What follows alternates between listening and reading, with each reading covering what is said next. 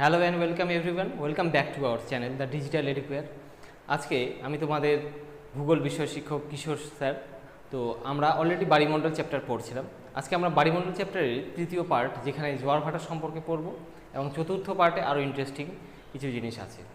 তো তৃতীয় পার্ট, তোমরা যারা প্রথম থেকে বাড়িমণ্ডল চ্যাপ্টারটা দেখছো, তোমরা সবাই খুব ভালো করে আশা করি বুঝতে পেরেছো, এবং এই যে পার্টটা যাবে, এই পার্টগুলো পরপর তোমরা দেখবে, এখান থেকে কোনো ডাউট থাকবে না, তোমরা নির্দ্বিধায় সঠিক উত্তর করে আসতে পারবে, এটা আমার গ্যারান্টি তোমাদের কাছে। ঠিক আছে? তো আর বেশি কথা না বাড়িয়ে আমরা ক্লাসটার দিকে নজর দিই। তোমরা মনোযোগ সহকারে প্রথম থেকে শেষ অবধি কিন্তু ক্লাসটাকে দেখবে, আর প্রয়োজনীয় গুরুত্বপূর্ণ জায়গাগুলো নোট ডাউন করতে থাকবে। ঠিক আছে?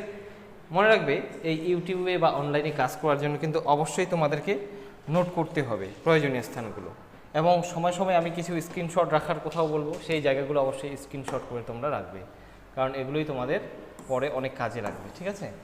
কারণ এই জায়গাগুলো সবগুলোই খুবই গুরুত্বপূর্ণ। ঠিক আছে?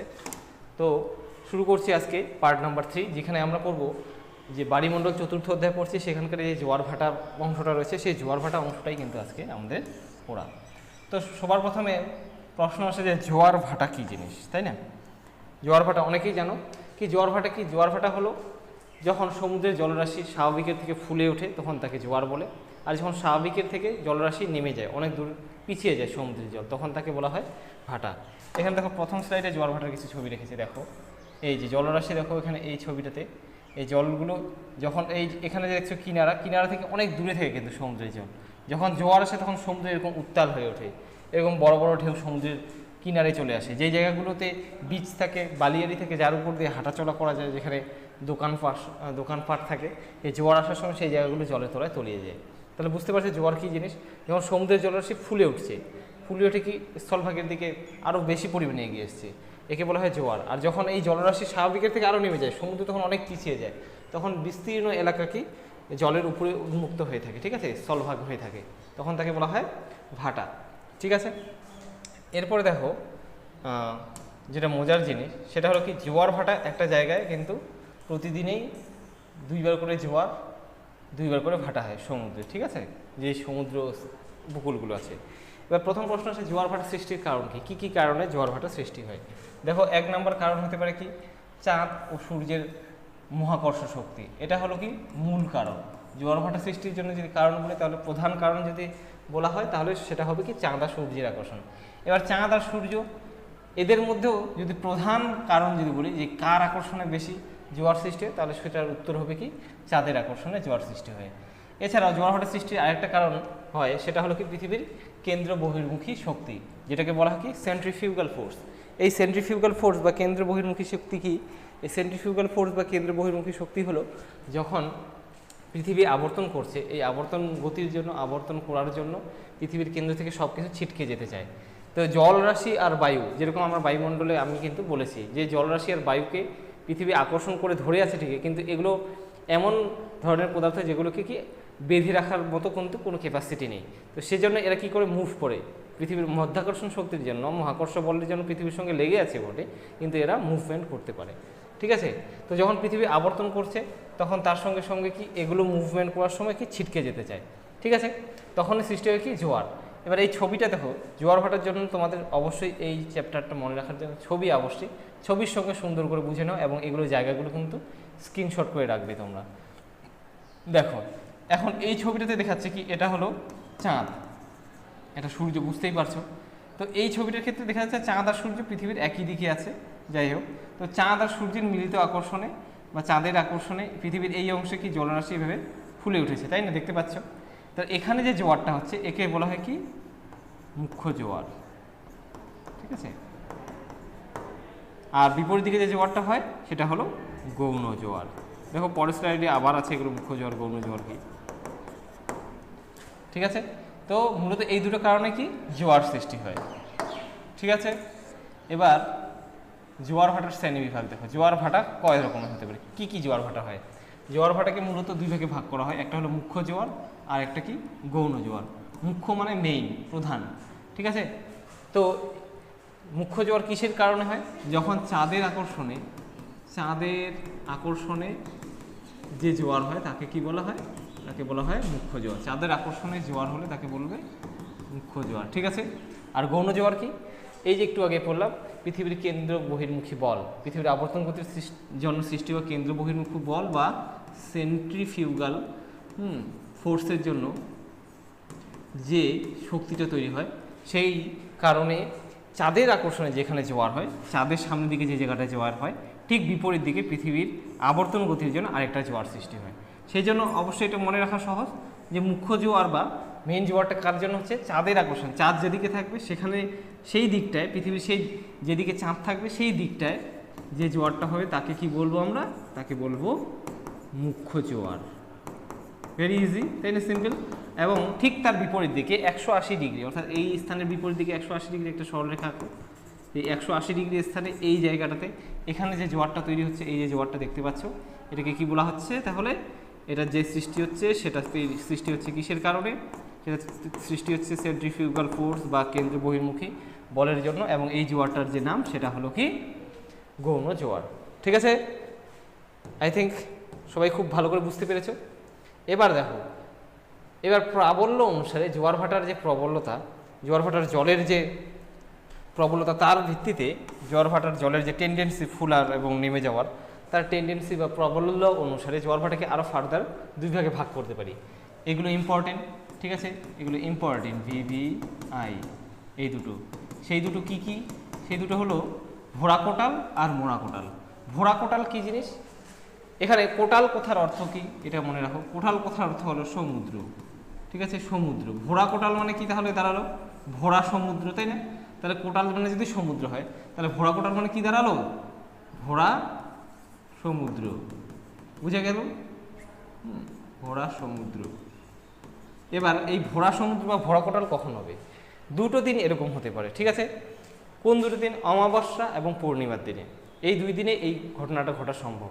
কারণটা কি? এই অমাবস্যা আর পূর্ণিমাতে কি হয় দেখো, এটা হচ্ছে কি? অমাবস্যা, অমাবস্যা পজিশন।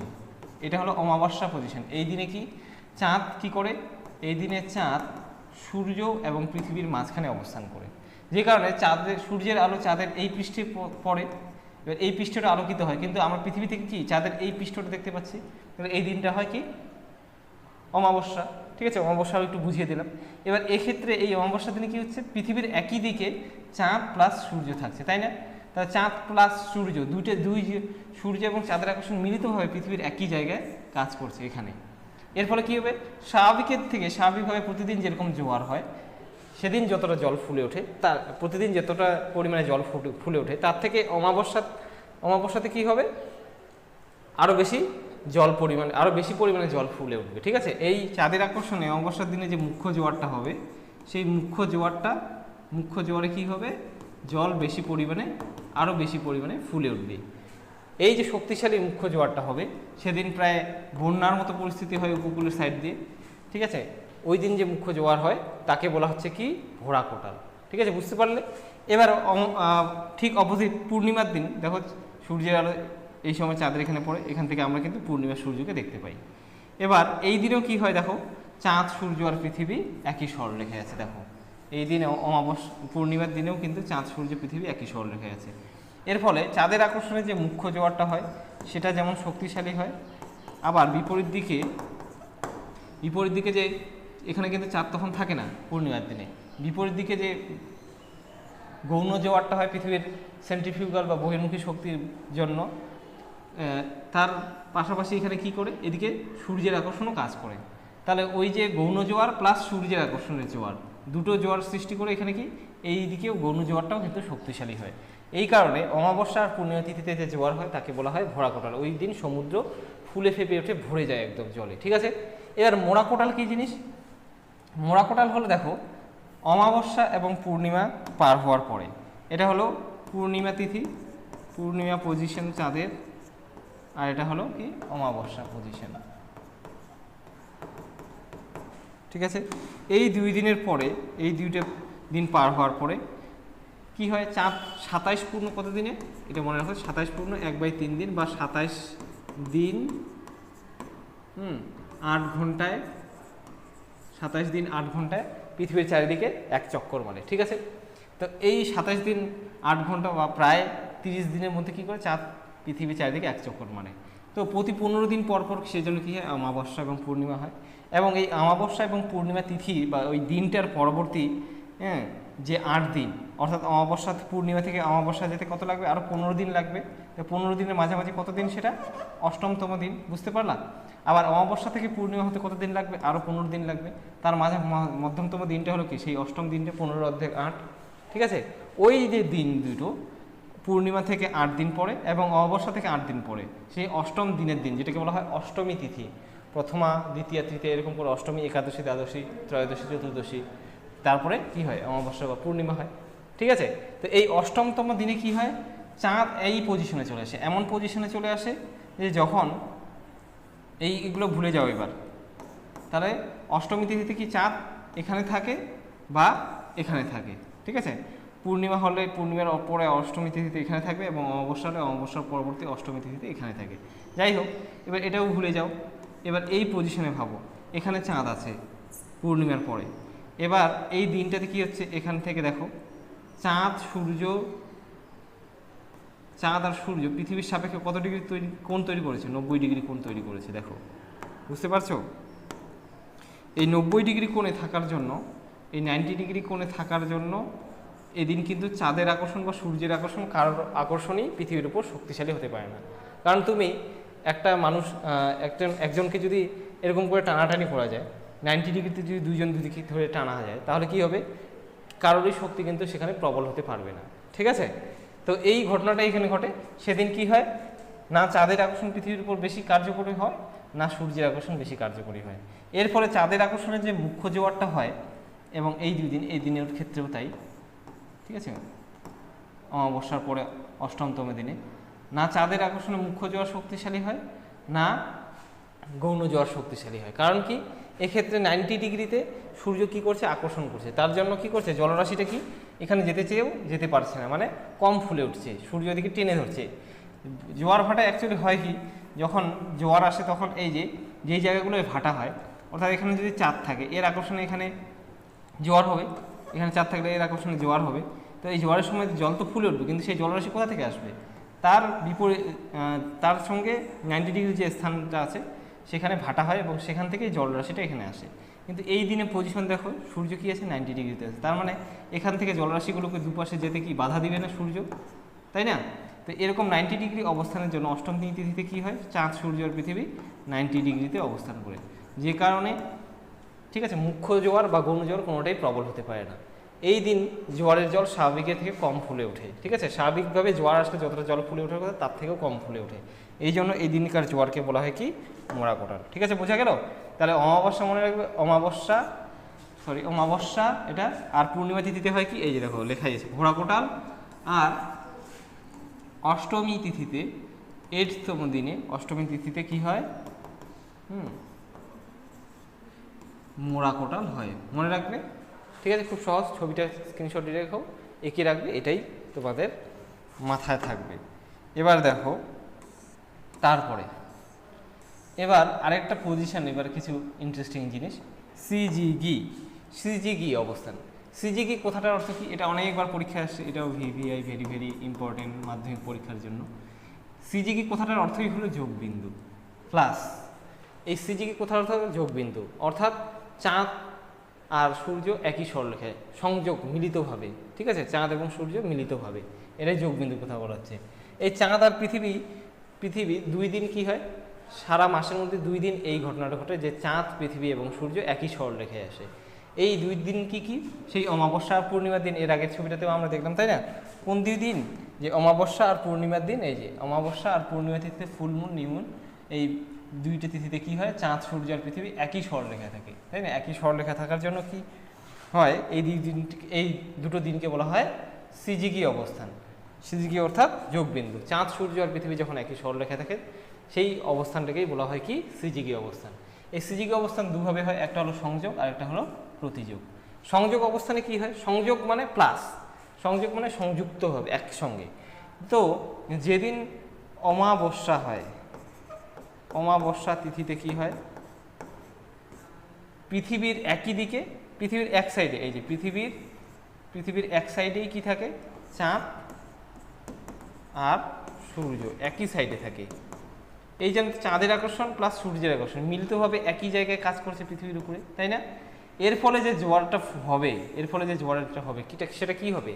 অনেক বেশি শক্তিশালী হবে। তো এই অবস্থানটাকে বলা হয় কি সংযোগ অবস্থান। এবং এই দিন জোয়ারের জল স্বাভাবিকের থেকে অনেক বেশি ফুলে ওঠে, ঠিক আছে, 20% বেশি ফুলে ওঠে। ঠিক আছে, এই দিন স্বাভাবিকের থেকে জোয়ার অনেক বেশি হয়। এই দিনটাকে, এই যে অবস্থানটাকে চাঁদ আর সূর্যের যে পৃথিবীর একই দিকে অবস্থানটা, এটাকে বলা হয় কি সংযোগ অবস্থান। আর প্রতিযোগ অবস্থান কি? প্রতিযোগ কথাটার অর্থই হলো প্রতিযোগিতা করছে যেন। পৃথিবীর একদিকে চাঁদ থাকবে, আরেকদিকে কি থাকবে? সূর্য থাকবে। এই দিনটা কখন হয় এরকম যে একদিকে চাঁদ একদিকে সূর্য?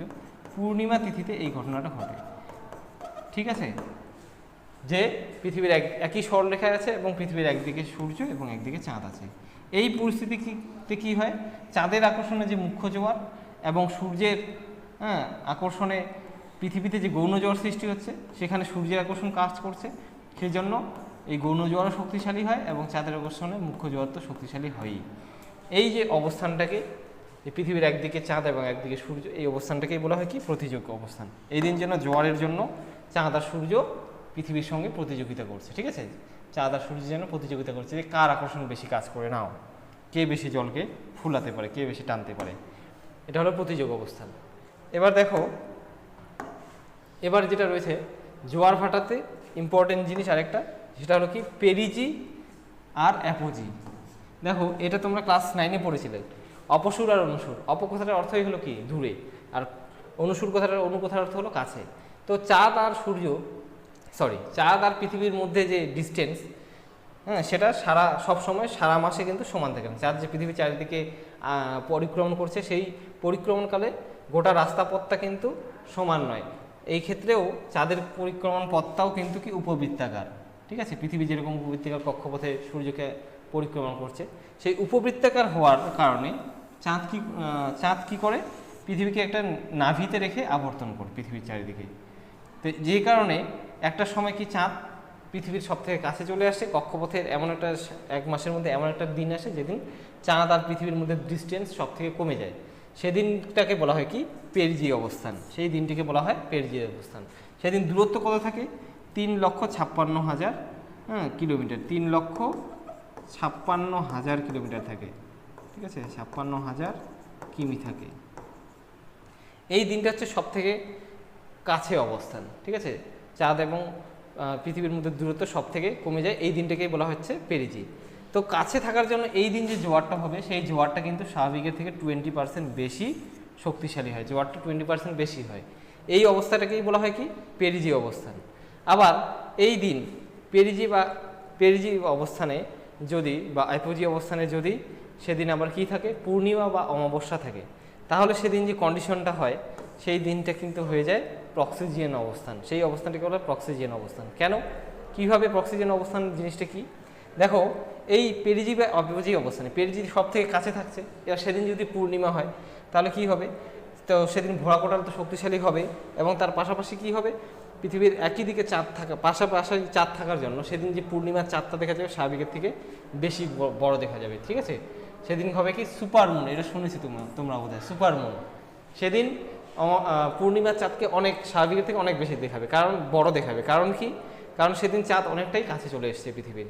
এই দিনটা যে জোয়ারটা হবে, সেটা হচ্ছে সেই যে ঘটনাটা, সেদিন যে জোয়ার হবে স্বাভাবিকের থেকে অনেক বেশি শক্তিশালী হবে। এটাকে বলা হয় প্রক্সিজিয়ান অবস্থান, ঠিক আছে, মনে রাখবে।